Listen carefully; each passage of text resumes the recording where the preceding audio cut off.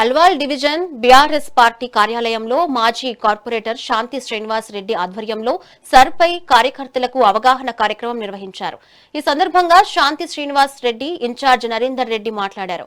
Voter నమోదు తప్పొప్పుల సవరణ విషయంలో కార్యకర్తలంతా బీఎల్ఓలకు సహకరించాలని, ప్రక్రియ పారదర్శకంగా జరిగేలా చూడాలని కోరారు.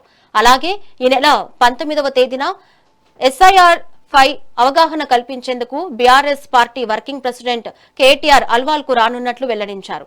ఈ కేటీఆర్ పర్యటనను సమావేశాన్ని నాయకులు, కార్యకర్తలు పెద్ద సంఖ్యలో పాల్గొని జయప్రదం చేయాలని పిలుపునిచ్చారు. మన అజెండా ఏంటి అంటే 19 రోజు కేటీఆర్ అన్న మీటింగ్ ఉంది. ఈ ఎస్ఐఆర్ ప్రోగ్రామ్ గురించి మెయిన్ ఇంపార్టెంట్ అనుకుంటున్నారు ఆ రోజు. సో ఆ రోజు నేను రిక్వెస్ట్ చేసేది ఏంటంటే మన బిఎల్ఏస్ ఎవరైతే ఉన్నారో, ఎవరైతే ఇచ్చినారో బూత్ లో ఎవరైతే కూర్చున్నారో ఎలక్షన్స్ టైంలో వాళ్ళందరూ ఖచ్చితంగా ఆ రోజు రావాల్సిందే. ఎందుకంటే అన్న ర్యాండమ్ గా ఈ బూత్ నెంబర్ నుంచి ఈ పేరు అని మనం ఇచ్చిన list already last time elections ఎవరైతే కూర్చున్నారో వాళ్ళందరూ నేమ్స్ అవన్నీ కూడా లిస్ట్ మనం ఆల్రెడీ ఫార్వర్డ్ చేసాం. సో ర్యాండమ్ గా బూత్ నెంబర్ పిలిచి పేరు పిలిస్తే అక్కడ వాళ్ళు ఆన్సర్ చేస్తున్నారు. అయితే ఆ రోజు మీటింగ్ మనం సక్సెస్ చేయాలి. ప్రతి ఒక్క బూత్ లో 45 ఉంటారు కదా, ఆ బూత్ లో ఒక ఇన్ఛార్జ్ ఉంది, మిగతా వాళ్ళందరూ వచ్చినట్టు చూసుకోవాలి. ఆ రోజు మళ్ళీ ఫోన్ చేయడం అదంతా కూడా ఏమి ఉండదు.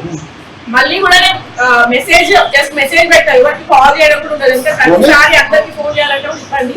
అందుకే నేను మెయిన్ ఇవాళ మీటింగ్ పెట్టింది కూడా 2002 మనం అసలు ఇక్కడ ఉన్నాం, మన బేస్ ఏంటిది అనేది వాళ్ళు ఫిల్అప్ చేసుకొని మనం ఇప్పుడున్న మన ఇంట్లో ఎవరో రోడ్లు ఉన్నాయని చెప్పేసి అది ఫిల్అప్ చేసుకొని మనకి ఏదైనా కొత్తవి కావాలంటేనేమో కింద మళ్ళీ సపరేట్ ఫామ్ 6 ఉంటుంది, మళ్ళీ ఫామ్ 8 ఉంటుంది. ఫామ్లు రెండు ఫిల్అప్ చేయాలి.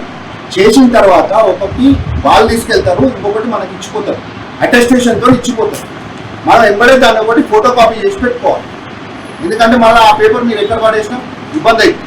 ఒక ఫోటో కాపీ చేసి పెట్టుకొని కొత్త అయినా కానీ ఇంకేమైనా కరెక్షన్స్ అయినా కానీ అవి మనకు ఫార్వర్డ్ చేస్తే మనం దాన్ని ఫాలో అప్ చేద్దాం. అప్లికేషన్ ఏదైతే ఉందో అది మనకు ఫాలో అప్ డేట్ ఏదైతే ఉందో మనకు ఫాలో అప్ డేట్ ఇచ్చిందో మనం అలా చెక్ చేసుకుంటే మన ఓటు ఉందా లేదో తెలుసుకుందాం. మనకి ఎక్కువ జాబితా ప్రాబ్లం అయినా కానీ మనకు మళ్ళీ కరెక్షన్ డేట్ మనకు ఉంది.